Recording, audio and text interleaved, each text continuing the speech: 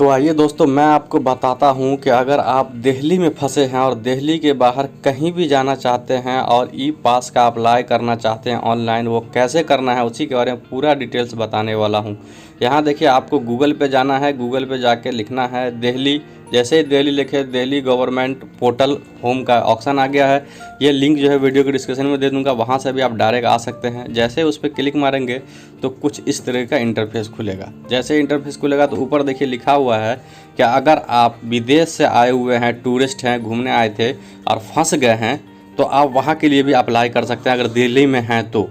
लेकिन नीचे अपने को अगर आप इंडिया से ही इंडिया में कहीं जाना चाहते हैं, दिल्ली से किसी भी स्टेट में जाना चाहते हैं, यूपी, बिहार, बंगाल, झारखंड या और भी कहीं भी जाना चाहते हैं, दिल्ली से बाहर आपको ई पास चाहिए, वो तो नीचे मारना है क्लिक हेयर टू अप्लाई ई पास। उस पर आपको क्लिक मारना है। जैसे उस पर क्लिक मारेंगे तो एक अलग पेज खुलेगा, तो आपको उसी पेज पे जाके अपना रजिस्ट्रेशन करना है। और कैसे करना है वो मैं स्टेप बाय स्टेप करके दिखाऊंगा। मेरा रजिस्ट्रेशन कंप्लीट हो चुका है और मुझे ई पास का भी मैसेज आ चुका है। तो जैसे उस पर गया तो यहाँ देखिए हिंदी और इंग्लिश में पूछ रहा है कि आप किस तरह का फॉर्म लेना चाहते हैं। आपको जो अच्छा लगे आप हिंदी भी ले सकते हैं, इंग्लिश भी ले सकते हैं। मैं हिंदी सेलेक्ट करता हूँ, फॉर्म भरने में आसानी हो। उसके बाद पूछ रहा है कि आपको क्या मदद चाहिए। तो यहाँ एक ऑप्शन खुलेगा, 4 से 5 ऑप्शन होगा। आपको अगर ई पास चाहिए तो ई पास के लिए अप्लाई कर सकते हैं।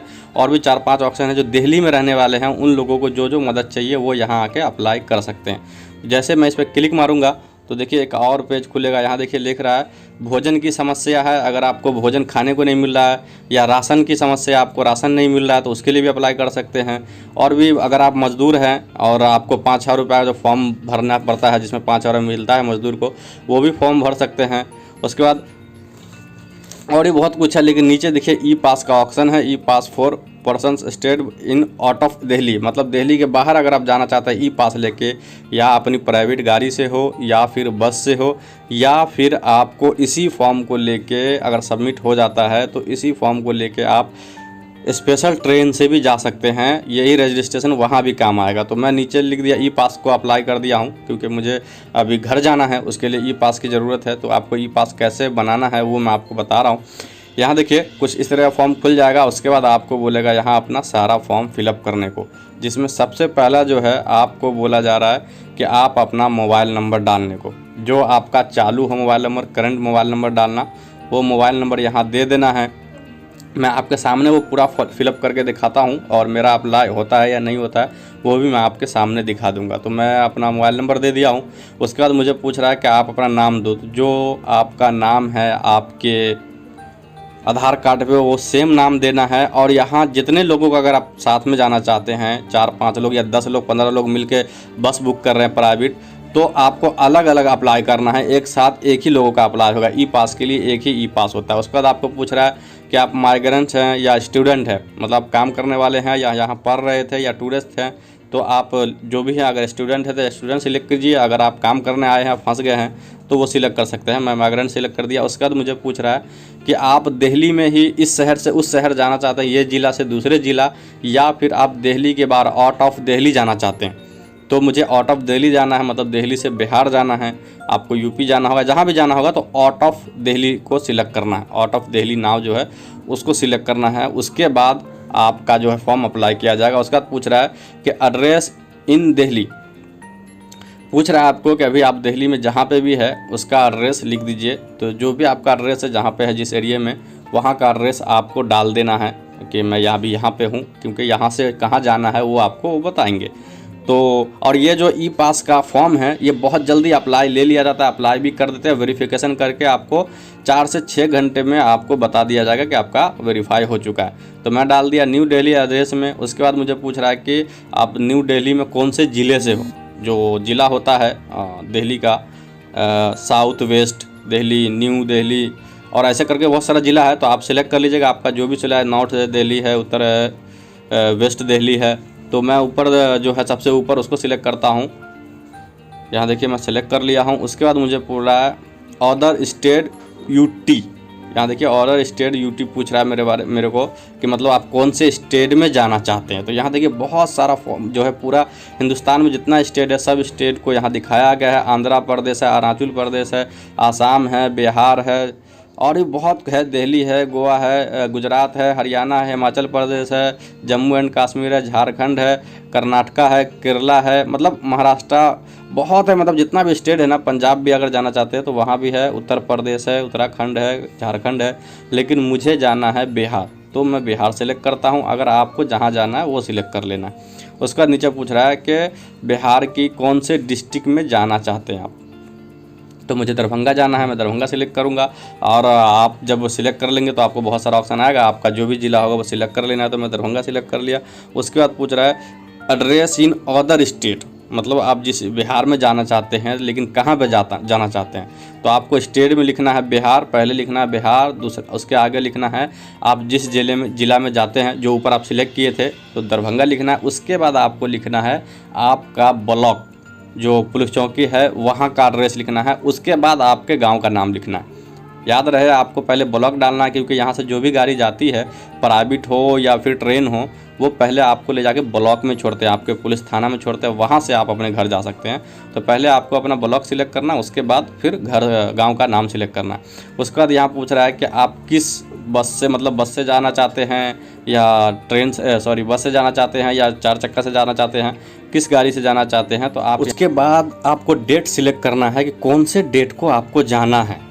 अगर आप 4 तारीख को फॉर्म भर रहे हैं तो एक दिन एक्स्ट्रा डेट लेना, 5 तारीख या 6 तारीख डालना। जिस तारीख को डाल रहे हैं उससे एक दिन एक्स्ट्रा लेना, क्योंकि आपको अप्रूवल होने में थोड़ा टाइम लग सकता है। और कौन से डेट को आप पहुंचेंगे, आपको कितना टाइम लगेगा बिहार पहुंचने में, तो मैं अगर ऊपर 6 डाला हूं तो नीचे 8 तारीख डाल दिया, 2 दिन लग जाएगा। उसका तो मुझे पूछ रहा है किस टाइम को आप यहां से निकलेंगे, तो आप अपने हिसाब से एक टाइम सिलेक्ट कर लेना कि मैं 1-1:30 बजे निकलूँगा।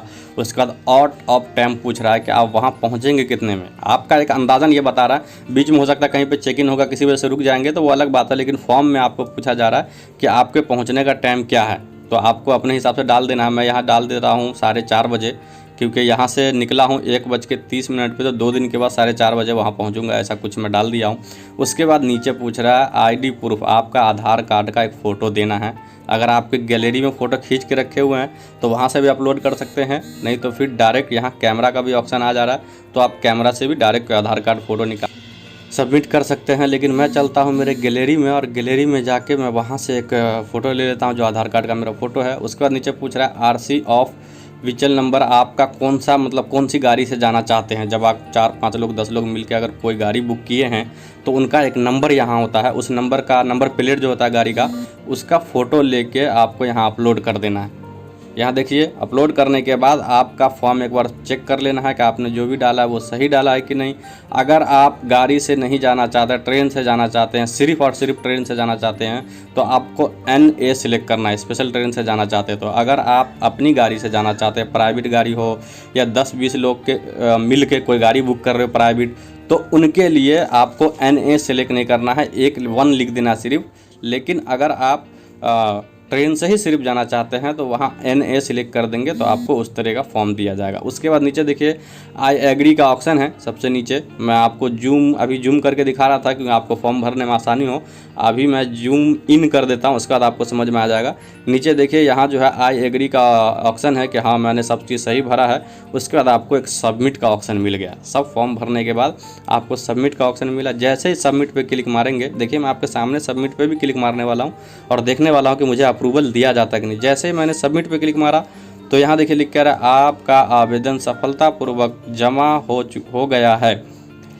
आपका ई पास रेफरल आईडी, ये जो आईडी है इसको स्क्रीनशॉट करके रख लेना है और लिख के भी रख लेना है आप अपने पास, क्योंकि जब ये अप्रूवल आपको एक मैसेज आएगा आपके मोबाइल नंबर पे और उसमें एक लिंक दिया जाएगा। उस लिंक पे जब क्लिक मारेंगे तो आपको ये जो कोड है RTQBG6Z उनको डालना पड़ेगा। जब उसको डालेंगे तो आपको PDF के रूप में आपका जो है फॉर्म दे दिया जाएगा। उसको आप जीरोक्स निकलवा सकते हैं PDF के माध्यम से और उसको आप लेके जा सकते हैं। उसके बाद जहां मैं आगे क्लिक मारा स्क्रीनशॉट लेने के बाद तो यहाँ देखिए मुझे बता रहा है ई पासपोर्ट, ये नंबर दिखा रहा है नॉट जनरेट अप्रूवल, मतलब अभी मैंने चेक किया है तो मुझे बोल रहा है कि अभी जनरेट नहीं हुआ। क्यों नहीं हुआ? क्योंकि अभी मैं रजिस्ट्रेशन ही किया हूँ। 4 से 6 घंटा लगता है जनरेट होने में। यहाँ देखिए ऊपर मेरा मोबाइल नंबर है जो मैं डाला था, यहाँ मेरा नाम है, तो इसी मोबाइल नंबर पे वो मैसेज आएगा और लिंक के साथ आएगा और उसी लिंक के बाद मेरा जो है PDF के साथ आपका जो फॉर्म है वो आपको दे दिया जाएगा। आपको निकलवा लेना है, वहाँ पे अपना सिग्नेचर कर देना है और उसके बाद आप निकल जाना है। अगर आप ट्रेन से किए हैं तो भी इसी तरीके से फॉर्म आएगा, सिर्फ आपको उसमें प्राइवेट गाड़ी का ऑप्शन नहीं दिया जाएगा। बाकी जो भी आप डाले हैं, कितने टाइम में निकलना है, कितने टाइम में पहुंचना है, कौन से डेट को जाना है, कौन से डेट को मैं पहुंच जाऊंगा, ऐसा सब कुछ डिटेल्स आपका आ गया है और आप इसको चेक कर सकते हैं। तो थैंक यू इस वीडियो को लास्ट तक देखने के लिए। वीडियो अच्छी लगी तो लाइक कीजिए, अपने फ्रेंड लोग के साथ शेयर कीजिए जो लोग फंसे हुए हैं, और आपका कोई भी सवाल है तो नीचे कमेंट कर सकते हैं। अगर आप इस चैनल में पहली बार आए हैं तो चैनल को सब्सक्राइब करके नोटिफिकेशन बेल को ऑन कर